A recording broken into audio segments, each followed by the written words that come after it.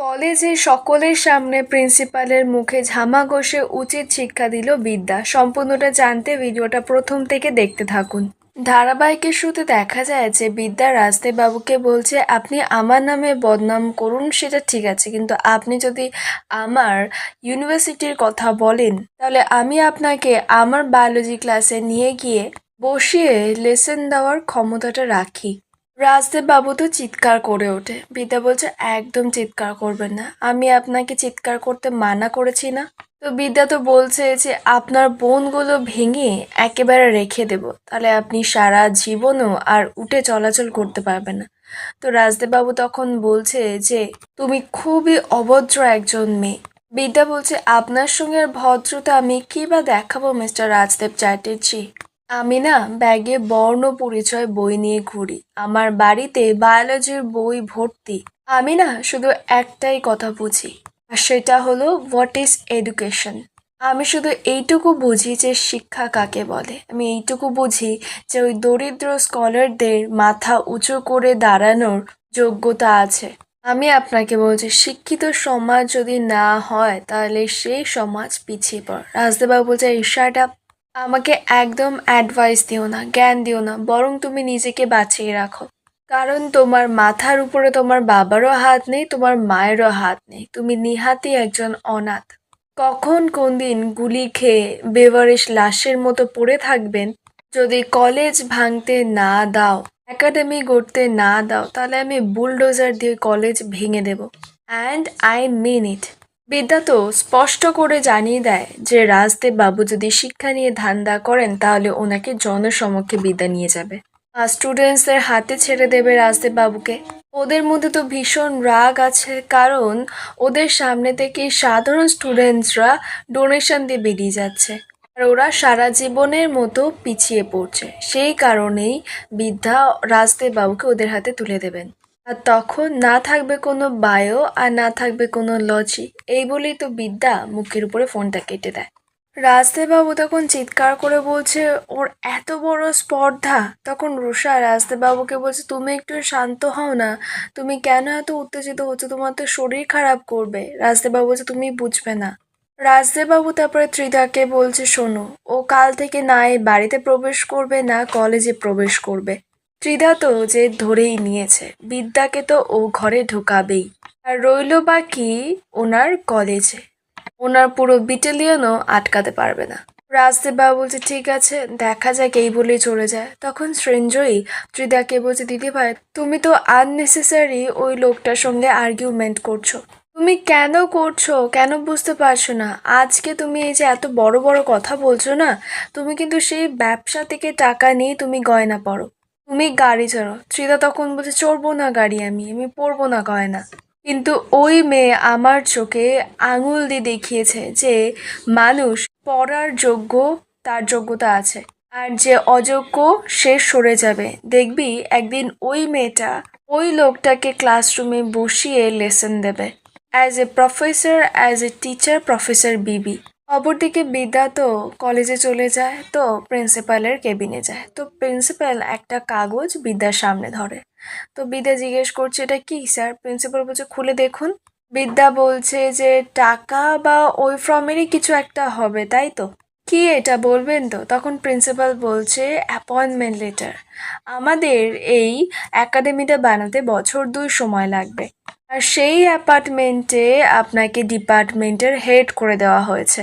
আপনার স্যালারি অনেক বেড়ে গেছে, আপনি ওখানে পড়াবেন, ডিপার্টমেন্টের হেড হিসেবে আপনি ওখানে জয়েন করবেন। দেশ বিদেশের অনেক ছাত্রছাত্রী আসবে। আমি বলছি এটা আপনার কাছে অনেক বড় একটা স্কোপ। নিন এই অ্যাপয়েন্টমেন্ট লেটারটা, আপনি অ্যাকসেপ্ট করে নিন। আর একটা কথা, এই সামনের 2 বছর আপনাকে আর কলেজে আসতে হবে না। আপনি চিন্তাও করবেন না, স্যালারি ঠিক পেয়ে যাবেন। আপনি বরং এই 2 বছর বাড়িতে প্রাইভেট টিউশনই করুন, আমরা নয় স্টুডেন্ট সার্ভিস দেব, কিন্তু কলেজটা বানাতে দিন। বিদ্যা তখন বলছে, আমি তো আগেই বলেছিলাম, আমি উৎকোচ তত্ত্বতে বিশ্বাসী নই। প্রিন্সিপাল বলছে, আপনি ভুল করছেন, এরকম সোনার সুযোগ কিন্তু বারবার আসে না। বিদ্যা বলছে, যেদিন এই সোনার বাংলায় সোনার টুকরো ছাত্ররা মাথা উঁচু করে চলবে, সেদিন বুঝবো যে সুযোগটা সোনার ছিল। আর অ্যাকর্ডিং টু ইউ এই কাগজে যেটা লেখা আছে যে আমার প্রমোশন হয়েছে, আমি বেশি টাকা স্যালারি পাবো, তাই তো? কিন্তু স্যার আমার দরকার নেই, আমাকে মাফ করবেন। তখন প্রফেসর পূর্বাশা বিদ্যাকে বলছে যে আপনি একটু বেশি দিমাগ দেখাচ্ছেন না?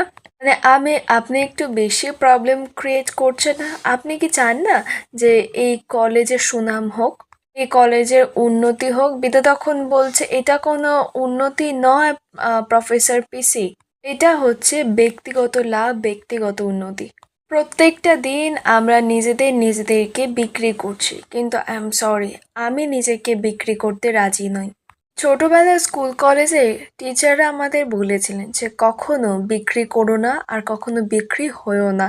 তখন প্রফেসর এস এম বিদ্যাকে বলছে আমিও আপনার সঙ্গে একমত প্রফেসর বিবি। আসলে কি বলুন তো প্রফেসর বিবি, আপনাকে এই কলেজ থেকে তাড়িয়ে ওরা কলেজটা দখল করতে চাইছে। আর ওরা খুব ভালো করেই জানে যে ওদের সবচেয়ে পথের বড় কাঁটা হচ্ছেন আপনি। প্রফেসর বিবি, এই কাঁটা কিন্তু ওরা উপড়ে ফেলবে, আপনি কিচ্ছু করতে পারবেন না। তখন আরও একজন প্রফেসর বিদ্যাকে বলছে আমারও মনে হয় যে আপনি যদি পথের কাঁটা হয়ে দাঁড়ান তো ওরা আপনাকে একেবারে সরিয়ে দেবে। তখন প্রিন্সিপাল বিদ্যাকে বলছে দেখেছেন তো, সবাই বুঝতে পারছে, শুধু আপনিই বুঝতে পারছেন না। নিন নিন, ডিলটা অ্যাকসেপ্ট করুন। তখন বিদ্যা কি করবে, নিজের দুটো হাত বাড়িয়ে দেয় প্রিন্সিপালের দিকে। তো প্রিন্সিপাল তখন পেপারটা নিয়ে বিদ্যার হাতে দেয়। হাতে নিয়ে অ্যাপয়েন্টমেন্ট লেটারটা খাম থেকে বের করে। তো সবাই তো ভেবেছে যে বিদ্যা হয়তো সব কিছু সেটেল করে নিয়েছে, এনে নিয়েছে। বিদ্যার সঙ্গে সঙ্গেই তো সেই পেপারটাকে ছিঁড়ে ফেলে। ছিঁড়ে ফেলে তো প্রিন্সিপালের মুখে ছুঁড়ে মারে। প্রিন্সিপাল তো চিৎকার করে ওঠে বিদ্যার উপরে। তো বিদ্যা বলছে আমার না বায়োলজির প্র্যাকটিক্যাল ক্লাস আছে স্যার। প্রিন্সিপাল বলছে আরে আপনি ছাড়ুন তো, আপনার বায়োলজি ক্লাস মানেই তো সাপ ব্যাং কাটা, আপনি না একদিন ঠিক বুঝতে পারবেন আপনি কত বড় ভুল করেছেন।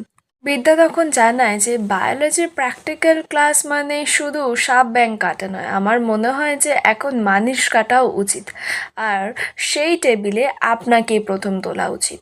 প্রিন্সিপাল বলছে তুমি কি বলতে চাইছো? বিদ্যা বলছে আমি এটাই মিন করলাম যে আপনার মাথাটা একবার খুলে দেখা দরকার যে আপনার মাথায় ওই গ্রে ম্যাটারটা আছে কিনা, আপনি সুস্থ কিনা।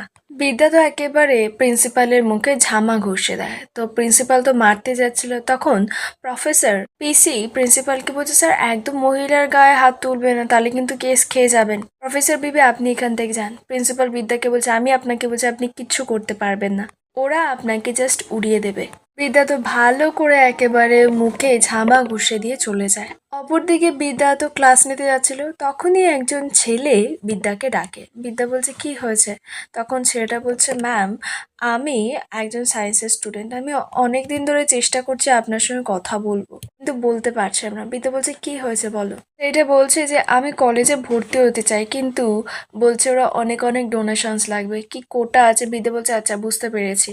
তা বিদ্যা তো সেটার নাম জিজ্ঞেস করেছে, তো সেটা তখন বলছে ওর নাম শান্তিদেব। বিদ্যা বলছে আচ্ছা ঠিক আছে, তা তোমার মার্কশিট আছে? এটা বলছে হ্যাঁ আছে। বিদ্যা বলছে ঠিক আছে, আমার ক্লাস হয়ে যাওয়ার পর তুমি এসে আমার সঙ্গে একটু দেখা করো।